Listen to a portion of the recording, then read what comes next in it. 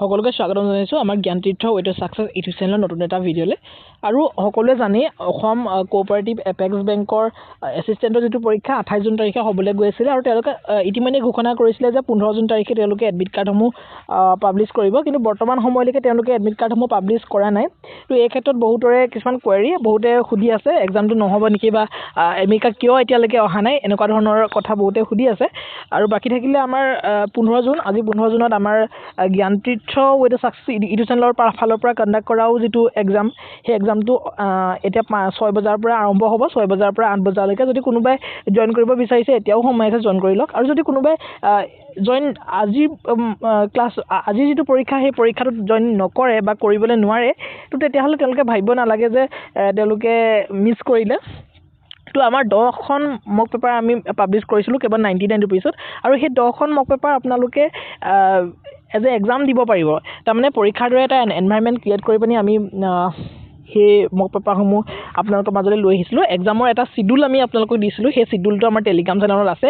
Telegram চেনেলটো আপোনালোকে join কৰি ল'ব পাৰিব। টেলিগ্ৰাম চেনেলটোৰ লিংকটো আমি ৰাখিছোঁ ইয়াতে, এইটো টেলিগ্ৰাম চেনেলৰ লিংক, QR কোড আৰু ইয়াৰ যিটো লিংকটো ডেছক্ৰিপশ্যনত থাকিব। গতিকে টেলিগ্ৰাম চেনেলটো যদি জইন কৰে তাতে এটা PDF পাব। সেই PDFটোতে গোটেই ইনষ্ট্ৰাকশ্যনখিনি লিখা আছে, কেনেকৈ ধৰণে পৰীক্ষাত আপোনালোকে সোমাব পাৰিব, কেনেকৈ ধৰণে পৰীক্ষা দিব পাৰিব, পে'মেণ্ট কেনেকৈ ধৰণে কৰিব পাৰিব, কি কথা 10খন মক পেপাৰ কেনেকৈ ধৰণে পাব। তো এইখিনি কথা গোটেইখিনি কথা কোৱা আছে। আৰু বহুতে ভাবিব যে আজি পৰীক্ষাটো হৈ গ'ল, আমি দিবলৈ নাপালোঁ, তো এইটো বহুত এটা লছ হৈ গ'ল। তো তেনেকুৱা ধৰণৰ কোনো কথা নাই। যদি আপুনি আজি পৰীক্ষাটো দিবলৈ নাপালে কোনো কথা নাই, বাকী 9টা পৰীক্ষা দিয়ক। আৰু আপোনালোকে কালিলৈ যদি পে'মেণ্টটো কৰি দিয়ে, তো তেতিয়াহ'লে কি হ'ব, লগালগ আপোনালোকে অন স্পট আপোনালোকে মক পেপাৰ নম্বৰ 1 অৰ্থাৎ আজি পৰীক্ষাৰ যিখন কুৱেশ্যন পেপাৰ লগালগ পাই যাব, আৰু পাই যোৱাৰ লগে লগে সেইখন আপোনালোকে লগালগ ছল্ভ কৰিব পাৰিব। গতিকে তেনেকুৱা কোনো কথা নাই। বাকী থাকিলে মক পেপাৰ 2 নম্বৰ পৰীক্ষাটো 17 জুনত হ'ব, সেই একে টাইমৰ পৰা 6টা বজাৰ পৰা 8টা বজালৈকে। সেইধৰণে গোটেইখন পৰীক্ষাই হ'ব। OMR চিট এখন দি থোৱা আছে, আমাৰ টেলিগ্ৰাম চেনেলত এভেইলেবল আছে, সেইখন প্ৰিণ্ট আউট কৰি ল'ব আৰু পৰীক্ষাসমূহ গোটেইকেইটা পৰীক্ষাতে এটেম্প কৰক। আৰু 10টা পৰীক্ষা এটেম্প কৰাৰ পাছত আপোনালোকৰ এনেকুৱা এটা কনফিডেঞ্চ নিজৰ মাজতে বিল্ড হ'ব যে যিটো এপেক্স বেংকৰ ৰিয়েল এক্সাম সেইটো আপোনালোকে এক্সাম কৰোঁতে নালাগিবই। চ' নিজৰ মাজত চিটিং নকৰি পানি ভাল ধৰণে এক্সামকেইটাত এপিয়াৰ হওক। যিখিনিয়ে পে'মেণ্ট কৰিলে ভালে সংখ্যক এছপিৰেণ্টে আমাৰ সৈতে সংযুক্ত হৈছে, আৰু ইমান বেছি বিশ্বাস আৰু ইমান বেছি মৰম দিয়াৰ বাবে বহুত বেছি ধন্যবাদ জনাইছোঁ। আপোনালোকৰ বাবে আচলতে যিমান পাৰোঁ কষ্ট কৰি এপেক্স বেংকৰ সেই এছিষ্টেণ্ট পদৰ কাৰণে মক পেপাৰসমূহ আমি বনাইছিলোঁ। চ' সেইখিনি মূল্য আপোনালোকে দিছে আৰু বুজি পাইছে কথাখিনি। আৰু কিবা এনি কুৱেৰি জানিবলগীয়া থাকিলে এইটো হোৱাটছআপ নাম্বাৰ, আমাৰ সৈতে আপোনালোকে সংযুক্ত হ'ব পাৰে, ইয়াতে সুধিব পাৰে যিকোনো ধৰণৰ যদি জানিবলগীয়া থাকে। আৰু এইটো আমাৰ সকলোৱে জানে, আমাৰ এইটো মেইল ID সকলোৰে লগত হয়তো আছে। ঠিক আছে। আৰু এইটো স্কেনাৰ কোড, পে'মেণ্টটো তাতে কৰিব লাগিব বাৰু। সেই পে'মেণ্টৰ কথা এতিয়া নাহে। প্ৰথমতে যদি আপোনালোকে লাগে বুলি ভাবে টেলিগ্ৰাম চেনেলটোত জইন কৰি পানি PDFটো পঢ়ি চাব। PDFটো পঢ়ি চালে আপোনালোকে গম পাব কি কৰিব লাগে।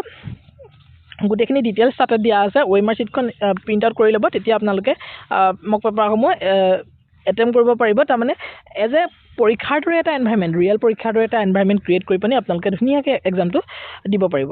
চ' সিমানখিনিয়ে। বাকী থাকিলে এপেক্স বেংকৰ এডমিট কাৰ্ডৰ কথা বহুতে সুধি আছিলে। চ' এপেক্স বেংকৰ এডমিট কাৰ্ডটো 15 জুন তাৰিখে তেওঁলোকে দিম বুলি কৈছে। তাৰমানে এইটো নহয় যে APSC অলপ আগতে এডমিট কাৰ্ডসমূহ মুকলি কৰিছে, তাৰমানে এইটো নহয় যে এপেক্স বেংকো এইটো সময়তে মুকলি কৰিব লাগিব। তেওঁলোকে 15 জুন বুলি কৈছে, আৰু 15 জুনতে তেওঁলোকে মুকলি কৰিব। এতিয়াও সময় বহুখিনি আছে, গতিকে ইমান অধৈৰ্য হোৱাৰ কোনো প্ৰয়োজন নাই। গতিকে অলপ পাছতে বহুত কাম থাকে, বহুত কিছুমান তেওঁলোকৰ টেকনিকেল ইছ্যু হ'ব পাৰে। চ' যদি তেওঁলোকে আজি কেনেবাকৈ যদি মুকলি নকৰেও, তেতিয়াহ'লেও বহুত সময় আছে, 28 জুনলৈকে এতিয়াও প্ৰায় 2 সপ্তাহে আছে। চ' ইমান চিন্তা কৰিব নালাগে, এক্সামটো হ'ব।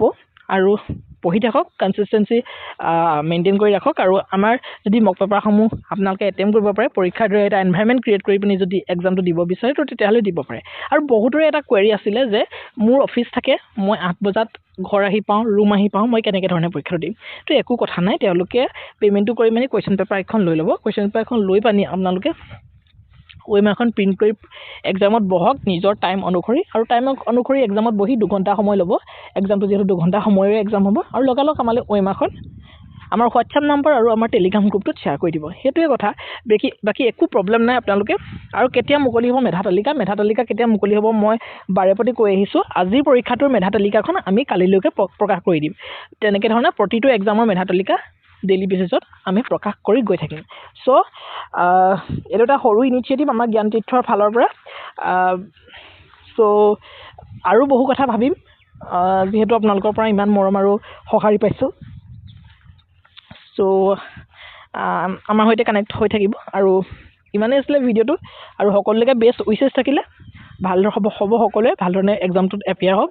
আজিৰ 6 বজাৰ পৰা যিটো এক্সাম আছে সেই এক্সামটোতো আমি এনেকুৱা কৰা নাই যে বহুত কিবা টাফ কিবা কুৱেশ্যনছ আমি এড কৰিছোঁ বা বহুত ইজি কিবা কুৱেশ্যন এড কৰিছোঁ। বহুতকেইজনে সেইটো কৰিলেও মেছেজ কৰিছে, ফোন কৰিছে যে ছাৰ ইয়াতে বহুখিনি ইনষ্টিটিউটৰ পৰা আগতে মক পেপাৰ লৈছোঁ, তো তেওঁলোকে বহুত টান কুৱেশ্যন দি দিয়ে, বহুত হাৰ্ড কুৱেশ্যন দি দিয়ে। চ' আপোনালোকেও তেনেকুৱা কৰিছে নেকি? কাৰণ এক্সামবিলাকত সিমান টাফ বা হাৰ্ড নাহে। তো তেনেকুৱা ধৰণৰ কমেণ্ট একচুৱেলি কি হয়, হাৰ্ড বা এনেকুৱা ধৰণৰ কোনো শব্দই নাই। যিটো বস্তু তুমি জানা সেইটো তোমাৰ বাবে ইজি, আৰু যিটো তুমি নাজানা সেইটোৱে তোমাৰ বাবে টান। ঠিক আছে, গতিকে আমি যিখিনি লাগে সেইখিনিয়ে দিছোঁ। আৰু মই এইটো ক'ব নোৱাৰোঁ যে মোৰ মক পেপাৰ কেইখনৰ পৰাই মই যিহেতু 10খন মক পেপাৰ বনাইছোঁ 100 টকাতে, 99 ৰুপিছতে দিছোঁ, তাৰমানে এখন মক পেপাৰ 10 টকাতকৈ কম। আৰু মই এইটো কোৱা নাই যে মোৰ প্ৰতিখন মক পেপাৰৰ পৰাই আপোনালোকে প্ৰতিটো কুৱেশ্যনে কমন পৰিব, কিন্তু আমি এইটো চেষ্টা কৰিছোঁ যে মক পেপাৰসমূহত পূৰ্বৰ যিবিলাক কুৱেশ্যন পেপাৰসমূহ আমি চাইছোঁ কেনেকুৱা ধৰণৰ কুৱেশ্যন আহি সেইটো চাইছোঁ, আৰু তেনেকুৱা ধৰণৰ কুৱেশ্যনবিলাকে আহি থাকে। আৰু এইবাৰো আমি বেংকিং এণ্ড ফাইনেন্সিয়েল এনালাইচিছৰ ওপৰত বহুত গুৰুত্ব দিছে, আমিও গুৰুত্ব দিছোঁ। সেইখিনি ইমান বেছি সুন্দৰভাৱে আমি ছেট কৰিছোঁ যাতে এক্সামিনাৰৰ পইণ্ট অফ ভিউৰ পৰা আমি চাই পিনি গোটেইখিনি ছেট কৰিছোঁ, মেথমেটিক্সে হওক বা ৰিজনিঙে হওক। গতিকে 80 to 90% চান্স আছে যে আমাৰ মক পেপাৰসমূহৰ পৰা কমন পৰিব। বাৰু এইখিনি মই নকওঁ, এতিয়া মই আগতীয়াকৈ ক'লে মইতো বহুত কিবা কিবি ক'ব পাৰিম, সেইখিনি মই নকওঁ, সেইখিনি আপোনালোকে এক্সামৰ পাছত ফিডবেক দিব। ঠিক আছে, ইমানেই আছিলে ভিডিঅ'টো। Thank U.